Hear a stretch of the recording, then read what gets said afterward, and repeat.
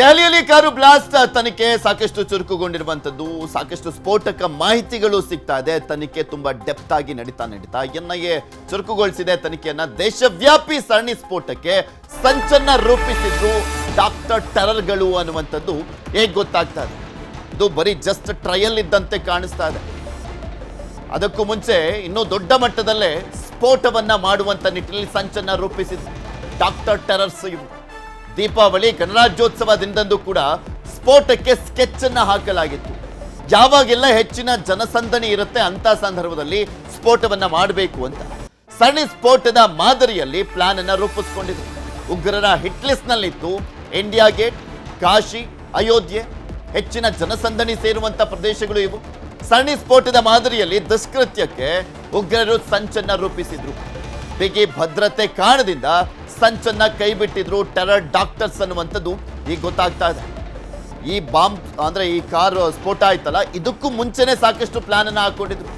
ಒಂದು 10 ತಿಂಗಳ ಹಿಂದೆ ಜನವರಿ 26ನೇ ತಾರೀಕೆ ದೆಹಲಿಯಲ್ಲಿ ಸ್ಫೋಟಕ್ಕೆ ಸಂಚನ್ನ ರೂಪಿಸಿದ್ರಂತೆ. ಸ್ಫೋಟಕ್ಕಾಗಿ ಸ್ಥಳ ಪರಿಶೀಲಿಸಿದ್ರಂತೆ. ಮುಜಾವಿಲ್ ಮತ್ತು ಉಮರ್ ನಬಿ ಬಿಗಿ ಭದ್ರತೆ ಕಾರಣದಿಂದ ಸಂಚನ್ನ ಕೈಬಿಟ್ಟಿದ್ರು ಈ terror doctors, white collar terrors. Deepavali ವೇಳೆ ಮಾರ್ಕೆಟ್ ಬಳಿ ಸ್ಫೋಟದ ಪ್ಲಾನ್ ಅನ್ನ ಮಾಡಲಾಗಿತ್ತು. ದೀಪಾವಳಿಯ ಸಂದರ್ಭದಲ್ಲಿ ಮಾರ್ಕೆಟ್ ಬಳಿ ಸ್ಫೋಟವನ್ನ ಮಾಡಬೇಕು ಅಂತ ದೊಡ್ಡ ಸಂಖ್ಯೆಯಲ್ಲಿ ಜನ ಇರ್ತಾರೆ ಅಂತ ಆ ಟೈಮ್ನಲ್ಲಿ, ಅದು ಕೂಡ ವಿಫಲ ಆಯಿತು. ಯಾಕೆ ದೀಪಾವಳಿ ಟೈಮಲ್ಲಿ ಅಂದ್ರೆ ಡಿಸೆಂಬರ್ 6 ಬಾಬ್ರಿ ಮಸೀದಿ ಧ್ವಂಸದ ದಿನ ಸ್ಫೋಟಕ್ಕೆ ಸಂಚನ್ನ ಕೂಡ ರೂಪಿಸಿದ್ರಂತೆ. ತನಿಖಾ ಸಂಸ್ಥೆಗಳ ದೊಡ್ಡ ದಾಳಿಯಿಂದ ಉಗ್ರರ ಪ್ಲಾನ್ ಫೇಲ್ ಆಗಿದೆ. ತನಿಖಾ ಸಂಸ್ಥೆಗಳು ಬೇಗ ದಾಳಿಯನ್ನ ಮಾಡಿ ಅವರೆಲ್ಲರನ್ನೂ ಕೂಡ ಬಂಧಿಸಿದ್ದಕ್ಕೆ ದೇಶದಾದ್ಯಂತ ನಡೀತಾ ಇದ್ದಂತ ಸರಣಿ ಸ್ಫೋಟಗಳಿಗೆ ಬ್ರೇಕ್ ಬಿದ್ದಂತಾಗಿದೆ. ಅದರಲ್ಲೂ ಕೂಡ ಒಂದು ಯಶಸ್ವಿಯಾಗಿ ಮಾಡಿದ್ರು ಅವರು.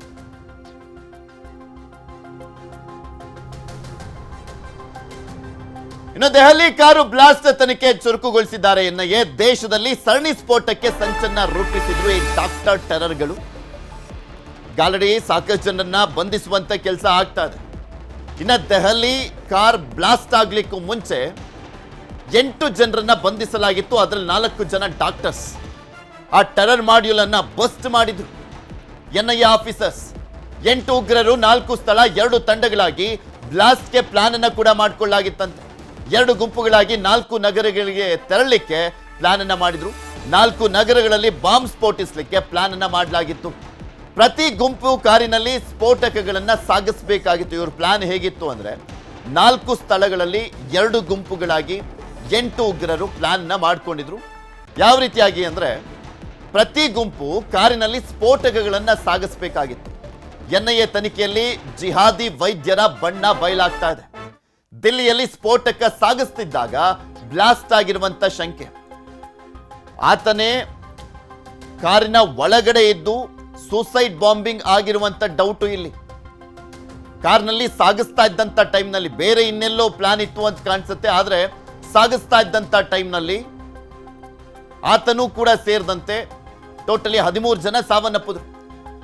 ಸ್ಫೋಟಕ್ಕೆ ಸಂಚು ರೂಪಿಸಿದ್ದಂತ ಟೆರರ್ ಡಾಕ್ಟರ್ಸ್ ಗಳನ್ನ ಬಂಧನ ಮಾಡಿದಂತ ಸಂದರ್ಭದಲ್ಲಿ ವಿಚಾರಣೆಯ ಟೈಮ್ನಲ್ಲಿ ಹಲವಾರು ವಿಚಾರಗಳು ಬಯಲಾಗ್ತಾ ಇದೆ. ಏನೇನೆಲ್ಲ ಪ್ಲಾನ್ ಮಾಡಿದ್ರು ಅಂತ. ಆಲ್ರೆಡಿ ಇನ್ನೂ ಸಾಕಷ್ಟು ಜನ ಸ್ಟೂಡೆಂಟ್ಸ್ಗಳನ್ನ, ಸ್ಪೆಷಲಿ ಮೆಡಿಕಲ್ ಸ್ಟೂಡೆಂಟ್ಗಳು ಬಂಧನ ಆಗ್ತಾ ಇದ್ದಾರೆ. ಅಲ್ಫಲಾ ಅನ್ನುವಂತ ವಿವಿಯಲ್ಲಿ ಓದ್ತಾ ಇರುವಂತ ಮೆಡಿಕಲ್ ಸ್ಟೂಡೆಂಟ್ಸ್ ಅವರು.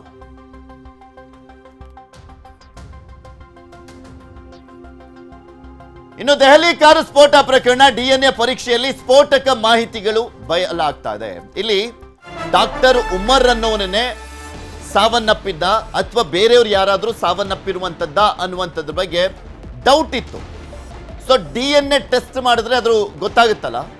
ಸೊ ಉಮರ್ನ ತಂದೆ ತಾಯಿಯ ಡಿಎನ್ಎ ಅನ್ನ ಪಡ್ಕೊಳ್ಳಾಗಿತ್ತು. ಸ್ಯಾಂಪಲ್ಸ್ ಅನ್ನ ಪಡ್ಕೊಂಡು ಡಿಎನ್ಎ ಟೆಸ್ಟ್ ಅನ್ನ ಮಾಡಲಾಗಿತ್ತು.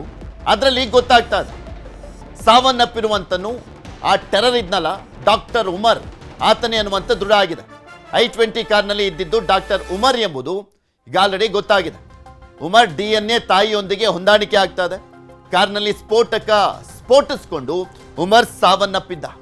Suicide bomber doctor Umar terror ಈತನ ಅಲ್ವಾ ಅನ್ನುವಂಥದ್ರ ಬಗ್ಗೆ DNA ಮುಖಾಂತರ ಅಧಿಕೃತಗೊಳಿಸಿಕೊಳ್ಳುವಂತ ನಿಟ್ಟಿನಲ್ಲಿ ಎನ್ಐಎ DNA ಟೆಸ್ಟ್ ಮಾಡಿತ್ತು. ಅದೀಗ ಸ್ಪಷ್ಟವಾಗಿ ಗೊತ್ತಾಗ್ತಾ ಇದೆ. ಉಮರ್ ಅನ್ನೋನೇ ಆ ಕಾರ್ನಲ್ಲಿ ಇದ್ದಿದ್ದು, ಆತನೇ ಸ್ಫೋಟ ಮಾಡಿರುವಂತದ್ದು ಅಂತ ಉಗ್ರ. ಇದೆಲ್ಲದ್ರ ಬಗ್ಗೆನೂ ಕೂಡ ಇನ್ನಷ್ಟು ಮಾಹಿತಿಯನ್ನ ಕೊಡ್ತಾ ಹೋಗ್ತಾರೆ ನಮ್ಮ ವೆಬ್ ಎಡಿಟರ್ ಆಗಿರುವಂತ ರಾಘವೇಂದ್ರ ಗುಡಿ ನಮ್ಮ ಜೊತೆ ನೇರ ಸಂಪರ್ಕದಲ್ಲಿ ಜಾಯ್ನ್ ಆಗಿದ್ದಾರೆ. ಗುಡಿ, ನೋಡ್ತಾ ಇದ್ವಿ ಸಾಕಷ್ಟು ತನಿಖೆಯ ಸಂದರ್ಭದಲ್ಲಿ ಸ್ಫೋಟಕ ಮಾಹಿತಿಗಳು ಹೊರಗಡೆ ಬರ್ತಾ ಇದಾವೆ. ಇದಕ್ಕೂ ಮುಂಚೆನೆ ಸಾಕಷ್ಟು ಪ್ಲಾನ್ಗಳನ್ನ ಹಾಕೊಂಡಿದ್ರು ಜನವರಿ 26ರ ಸಂದರ್ಭದಲ್ಲಿ, ಹಾಗೆ ದೀಪಾವಳಿಯ ಸಂದರ್ಭದಲ್ಲಿ ಹೆಚ್ಚಿನ ಜನಸಂದಣಿ ಸೇರುವಂತ, ಹಾಗೆ ಪ್ರಮುಖವಾಗಿ ನಾವು ಡಿವೋಷನಲ್ ಹಬ್ ಅಂತ ಕರೆಯುವಂತ ಕಾಶಿ ಆಗಿರ್ಬೋದು, ಅಯೋಧ್ಯೆಯಲ್ಲೂ ಕೂಡ ಸ್ಫೋಟ ಮಾಡಲಿಕ್ಕೆ ಪ್ಲಾನ್ ಅಂತ, ಅಂದ್ರೆ ಸರಣಿ ಸ್ಫೋಟಗಳನ್ನ ಮಾಡಿ ಒಂದು ವಿಧ್ವಂಸಕ ಕೃತ್ಯಗಳನ್ನ ಎಸಗಿ ದೇಶದಲ್ಲಿ ಆಂತರಿಕ ಭದ್ರತೆಗೆ ಕಲಹವನ್ನ ಕೂಡ ಉಂಟು ಮಾಡಬೇಕು ಅನ್ನುವಂತ ಪ್ಲಾನ್. ಹೇಗೆಲ್ಲ ವಿಚಾರಗಳು ಗೊತ್ತಾಗ್ತಾ ಇದಾವೆ ಅಂತ.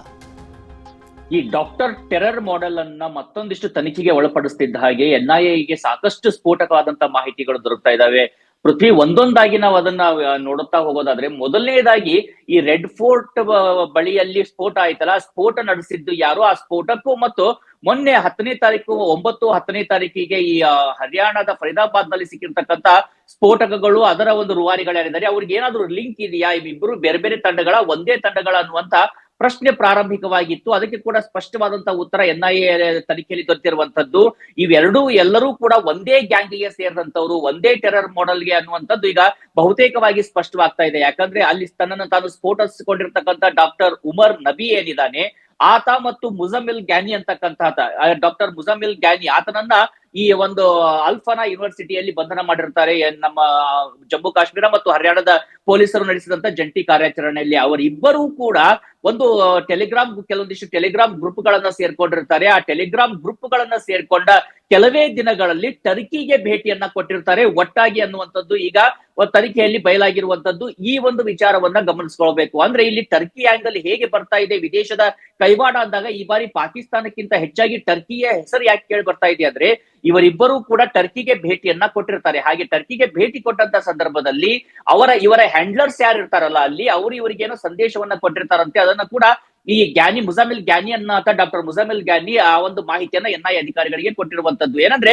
ನೀವೆಲ್ಲ ವೈದ್ಯರು ಇಡೀ ದೇಶಾದ್ಯಂತ ಸ್ಪ್ರೆಡ್ ಆಗ್ಬೇಕು, ಒಂದೇ ಕಡೆ ಇರೋದಕ್ಕೆ ಹೋಗ್ಬೇಡಿ.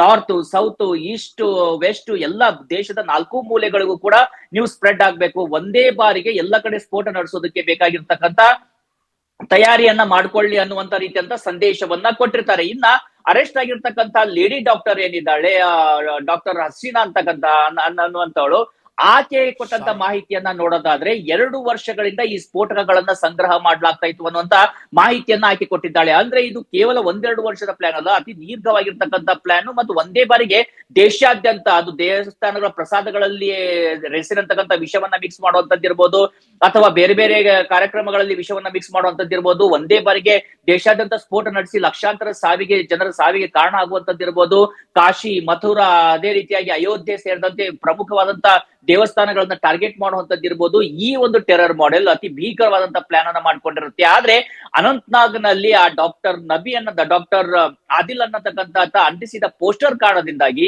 ಈ ಎಲ್ಲ ವಿಚಾರಗಳು ಈಗ ಬಯಲಿಗೆ ಬಂದಿದ್ದಾವೆ. ಈ ತನಿಖೆಯ ಜಾಡು ಮತ್ತೊಂದಿಷ್ಟು ಕೇವಲ ಟರ್ಕಿಗೆ ನಿಲ್ಲುತ್ತಾ, ಪಾಕಿಸ್ತಾನ ಬಾಂಗ್ಲಾದೇಶಕ್ಕೂ ಬರುತ್ತಾ ಅನ್ನೋದನ್ನ ನೋಡ್ಬೇಕಾಗುತ್ತೆ ಪೃಥ್ವಿ.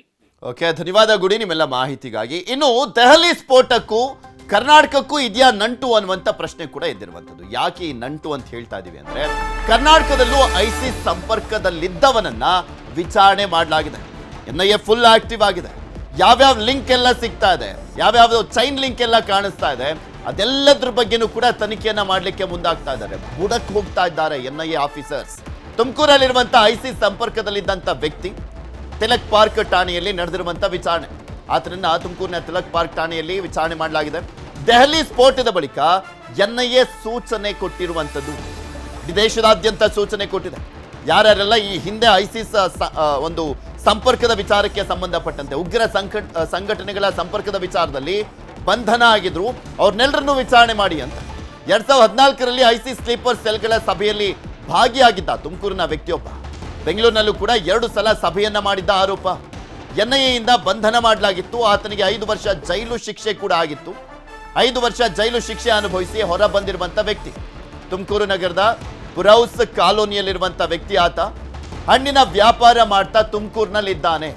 ದೆಹಲಿ ಸ್ಫೋಟದ ಬಳಿಕ ವಿಚಾರಣೆಗೆ ಸೂಚನೆಯನ್ನ ಕೊಡಲಾಗಿತ್ತು NIAಯಿಂದ. ವಿಚಾರಣೆ ಮಾಡಿ ಆತನಿಂದ ಏನಾದ್ರೂ ಮಾಹಿತಿ ಸಿಗುತ್ತಾ, ಆತ ಇನ್ನೂ ಕೂಡ ಏನಾದ್ರೂ ಲಿಂಕ್ ಅಲ್ಲೇ ಇದ್ದಾನಾ, ಅವ್ರ ಜೊತೆ ಕಾಂಟ್ಯಾಕ್ಟ್ ಅಲ್ಲಿ ಇದಾನಾ ಅನ್ನುವಂಥದ್ರ ಬಗ್ಗೆ ವಿಚಾರಣೆ ಮಾಡಲಿಕ್ಕೆ ಈತನ ಇತ್ತೀಚಿನ ಪ್ರವಾಸ, ಬ್ಯಾಂಕ್ ವ್ಯವಹಾರದ ಬಗ್ಗೆ ಎನ್ಐಎ ನಿಗಾ ವಹಿಸಿದೆ. ಎನ್ಐಎ ಸೂಚನೆ ಮೇರೆಗೆ ತಿಲಕ್ ಪಾರ್ಕ್ ಪೊಲೀಸರಿಂದ ವಿಚಾರಣೆಯನ್ನ ಮಾಡಲಾಗಿದೆ. ಗೌಪ್ಯ ಸ್ಥಳದಲ್ಲಿ ಆರೋಪಿಯ ವಿಚಾರಣೆಯನ್ನ ಮಾಡಿರುವಂಥದ್ದು ಪೊಲೀಸರು. ಇದ್ರ ಬಗ್ಗೆ ಇನ್ನಷ್ಟು ಮಾಹಿತಿಯನ್ನ ಕೊಡ್ತಾ ಹೋಗ್ತಾರೆ ನಮ್ಮ ತುಮಕೂರಿನ ಪ್ರತಿನಿಧಿ ವಿಠಲ್ ನಮ್ಮ ಜೊತೆ ದೂರವಾಣಿ ಸಂಪರ್ಕದಲ್ಲಿ ಜಾಯ್ನ್ ಆಗಿದ್ದಾರೆ. ವಿಠಲ್, ಯಾವಾಗ ವಿಚಾರಣೆ ಆಗಿರುವಂಥದ್ದು, ಏನೇನೆಲ್ಲ ಮಾಹಿತಿ ಸಿಗ್ತಾ ಇದೆ ಆತನ ವಿಚಾರಣೆಗೆ ಸಂಬಂಧಪಟ್ಟಂತೆ? ಸ್ಟಿಲ್ ಆತ ಕಾಂಟ್ಯಾಕ್ಟ್ ಅಲ್ಲಿ ಇದನ್ನ ಹೇಗೆ, ಅದ್ರ ಬಗ್ಗೆ ಏನಾದ್ರು ಮಾಹಿತಿ ಸಿಗ್ತಾ? ಪೃಥ್ವಿ, ಏನು ಮೊನ್ನೆ 11ನೇ ತಾರೀಕು ಆತನನ್ನ ತುಮಕೂರಿನ ಎಎಸ್ಪಿ ಆಗಿರ್ತಕ್ಕಂಥ ಪುರುಷೋತ್ತಮ್ ಅವರು ವಿಚಾರಣೆ ಮಾಡಿರ್ತಕ್ಕಂಥದ್ದು. ತುಮಕೂರು ನಗರದ ತಿಲಕ್ ಪಾರ್ಕ್ ಪೊಲೀಸ್ ಠಾಣೆ ವ್ಯಾಪ್ತಿಯಲ್ಲಿ ಆತ ವಾಸ ಮಾಡ್ತಾ ಇರ್ತಾನೆ. ಅಂದ್ರೆ ಪುರಸ್ ಕಾಲೋನಿಯಲ್ಲಿ ಪಕ್ಕದಲ್ಲಿ ಒಂದು ಮಸೀದಿ ಇದೆ. ಆ ಮಸೀದಿಯ ಪಕ್ಕದಲ್ಲಿ ಈತ ಒಂದು ಹಣ್ಣಿನ ವ್ಯಾಪಾರ ಮಾಡ್ತಾ ಇರ್ತಾನೆ. ಈತನನ್ನ ಕರೆಸಿ ಮೊನ್ನೆ ದಿನ 11ನೇ ತಾರೀಕು ಈತನನ್ನ ವಿಚಾರಣೆ ಮಾಡ್ತಾ ಇರ್ತಕ್ಕಂಥದ್ದು. ಜೊತೆಗೆ ಈತನ ಸಂಪರ್ಕದಲ್ಲಿ ಇನ್ನು ಯಾರ್ಯಾರಿದ್ದಾರೆ, ಪ್ರಮುಖವಾಗಿ ಈತನ ಮೇಲೆ ಕೇಳಿ ಬಂದಿದ್ದ ಆರೋಪ ಮತ್ತೆ ಈತ ಜೈಲ್ಗೆ ಹೋಗಿದ್ದ ಕಾರಣ ಅಂದ್ರೆ 2014ರಲ್ಲಿ ಸ್ಲೀಪರ್ ಸೆಲ್ಗಳದ್ದು ಒಂದು ಸಭೆ ನಡೆಯುತ್ತೆ. ಒಂದು ತುಮಕೂರಿನಲ್ಲಿ ನಡೆಯುತ್ತೆ, ಮತ್ತೊಂದು ಬೆಂಗಳೂರಿನಲ್ಲಿ ನಡೆಯುತ್ತೆ. ಎರಡು ಸಭೆಯಲ್ಲಿ ಈತ ಭಾಗಿಯಾಗಿರ್ತಾನೆ. ಈ ಒಂದು ಹಿನ್ನೆಲೆಯಲ್ಲಿ ಈತನ ಆಗ ಎನ್ಐಎ ಪೊಲೀಸರು ಅರೆಸ್ಟ್ ಮಾಡಿ ಈತನನ್ನ ಜೈಲ್ಗಟ್ಟಿರ್ತಾರೆ. ಸುಮಾರು 5 ವರ್ಷ ಈತ ಜೈಲಾಗಿರ್ತಾನೆ. ನಂತರ ಈತ ಬೇಲ್ ತಗೊಂಡು ಈಚೆ ಬರ್ತಾನೆ. ಆನಂತರ ಕೂಡ ಈತನ ಮೇಲೆ ಎಲ್ಲಾ ರೀತಿಯಾದಂತ ಕಣ್ಣಿಟ್ಟಿರ್ತಿರ್ತಾರೆ. ಅಂದ್ರೆ 3 ತನಿಖಾ ಸಂಸ್ಥೆಗಳು, ರಾಜ್ಯ ಪೊಲೀಸ್ ಆಗಿರ್ಬೋದು ಅಥವಾ ಇಂಟೆಲಿಜೆನ್ಸ್ ಆಗಿರ್ಬೋದು ಅಥವಾ ಎನ್ಐಎ ಪೊಲೀಸ್ ಆಗಿರ್ಬೋದು, ಪ್ರತಿಯೊಬ್ರು ಕೂಡ ಈತನ ಮೇಲೆ ಒಂದು ತೀವ್ರ ನಿಗಾವನ್ನ ಇಟ್ಟಿರ್ತಾರೆ. ಯಾವುದೇ ರೀತಿಯಾದಂತ ಚಲನವನ್ನ ಕಂಡು ಬಂದಿರೋದಿಲ್ಲ. ಮೊನ್ನೆ ಏನು ಡೆಲ್ಲಿಯಲ್ಲಿ ಕಾರ್ ಬ್ಲಾಸ್ಟ್ ಆಗುತ್ತೆ, ಈ ಒಂದು ವಿಚಾರದಲ್ಲಿ ಎನ್ಐಎ ಅಲರ್ಟ್ ಆಗಿ ತಕ್ಷಣ ರಾಜ್ಯ ಪೊಲೀಸರಿಗೆ ಒಂದು ಡೈರೆಕ್ಷನ್ ಕೊಡುತ್ತೆ. ನಿಮ್ಮ ಜಿಲ್ಲೆಗಳಲ್ಲಿ ಅಥವಾ ನಿಮ್ಮ ವ್ಯಾಪ್ತಿಯಲ್ಲಿ ಯಾರ್ಯಾರೆಲ್ಲ ಸ್ಲೀಪರ್ ಸೆಲ್ಗಳಿದ್ದಾರೆ, ಈ ಹಿಂದೆ ಯಾವ ಕೇಸಲ್ಲಿ ಅವರೆಲ್ಲ ತೊಡಗಿದ್ರು, ಈಗ ಏನ್ ಮಾಡ್ತಾ ಇದ್ದಾರೆ, ಅದೆಲ್ಲ ಇನ್ನೊಂದ್ಸರಿ ಡೇಟಾ ಕಲೆಕ್ಟ್ ಮಾಡಿ ಏನ್ ಮಾಡ್ತಾ ಇದ್ದಾರೆ ಅಂತ ಹೇಳಿ ಅವ್ರಿಗೆ ಇನ್ಫಾರ್ಮೇಶನ್ ಸಿಕ್ಕಿದಾಗ ತಕ್ಷಣ ಇಲ್ಲಿನ ತುಮಕೂರಿನ SP ಅಶೋಕ್ ಅವರು ಎಚ್ಚೆತ್ತು ಆತನ ವಿಚಾರಣೆ ಮಾಡ್ಬೇಕು ಅಂತ ಹೇಳಿ ಸೂಚನೆ ಮಾಡಿರ್ತಾರೆ. ತಕ್ಷಣ ಆತನನ್ನ ಕರೆದು ಎಲ್ಲಾ ರೀತಿಯಲ್ಲೂ ಕೂಡ ಒಂದು ಆತನನ್ನ ಈಗ ವಿಚಾರಣೆ ಮಾಡಿರ್ತಕ್ಕಂಥದ್ದು. ಅಂದ್ರೆ ಈತ ಇಲ್ಲಿವರೆಗೂ ಎಲ್ಲಿದ್ದ, ಹೇಗಿದ್ದ, ಮತ್ತೆ ಈತನ ವ್ಯಾಪಾರ ಎಲ್ಲಿಂದ ಎಲ್ಲಿಗೆ ಇದೆ, ಈತ ಹಣ್ಣನ್ನ ಎಲ್ಲಿಂದ ಕೊಂಡ್ಕೊಳ್ತಾನೆ, ಈತ ಪ್ರಮುಖವಾಗಿ ಬಾಂಬೆಯಿಂದ ಇವನು ಹಣ್ಣನ್ನ ಕೊಂಡ್ಕೊಳ್ತಾನೆ, ಅಲ್ಲಿ ಯಾರಾದ್ರೂ ಕಾಂಟ್ಯಾಕ್ಟ್ ಇದ್ದಾರ, ವ್ಯಾಪಾರ ಮಾಡೋ ಅಂತ ಏನಾದ್ರು ಮಾತುಕತೆ ನಡೆಯುತ್ತಾ, ಬರುವಂತ ದಾರಿ ಮಧ್ಯದಲ್ಲಿ ಯಾರಾದ್ರೂ ಸಿಗ್ತಾರ, ಪ್ರಮುಖವಾಗಿ ತುಂಬಾ ಸಣ್ಣ ಸೂಕ್ಷ್ಮ ವಿಚಾರನೂ ಕೂಡ ತನಿಖೆ ಮಾಡಿರ್ತಕ್ಕಂಥದ್ದು ಪೃಥ್ವಿ. ಓಕೆ, ಧನ್ಯವಾದ ವಿಠಲ್ ನಿಮ್ಮೆಲ್ಲ ಮಾಹಿತಿಗಾಗಿ.